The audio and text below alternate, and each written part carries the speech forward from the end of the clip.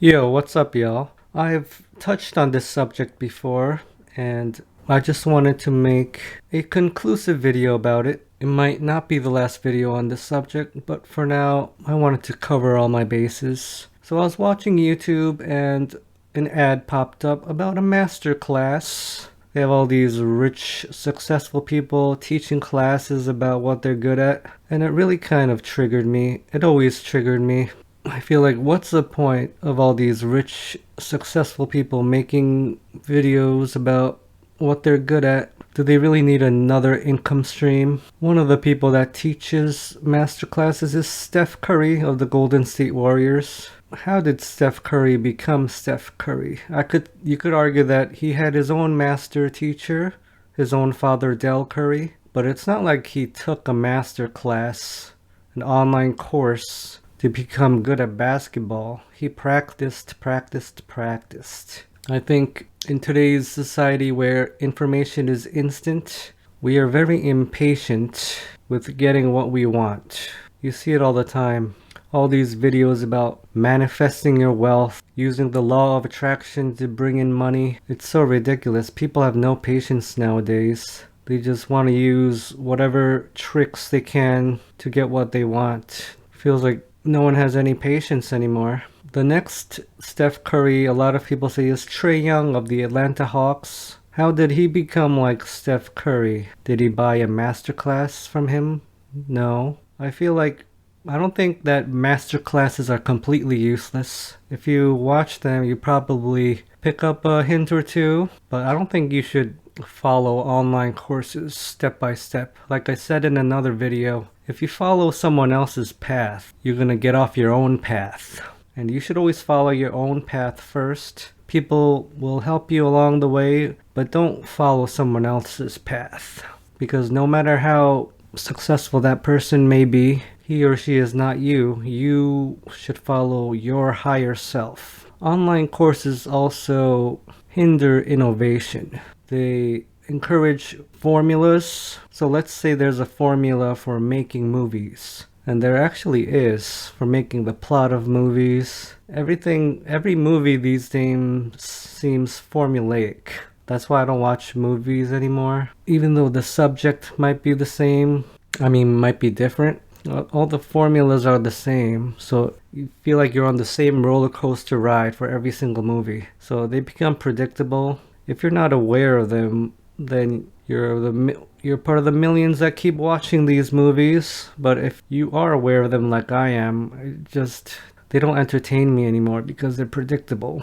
And that's how a lot of things have become, from movies, books, even video games. They've become so formulaic. And online courses and stuff like that further promotes formulaicism. That's a word. I love innovation. I love variety. If you think about the first video game makers, of course they did copy each other, but they didn't take courses on video game design. Imagine if Miyamoto took a course on video game design from the maker of Pong or something, and every game he made was like Pong. That would be terrible. Be creative. You can use other people's hints and their experience, but don't let it deter you from your own path, from your own creativity. I think these online courses are depriving the world of innovation and creativity. I don't think they're completely useless, but people should stop using them as crutches, as shortcuts. I actually bought a course about how to do YouTube, but slowly I realized that following it didn't really help me because it's not what I wanted to do.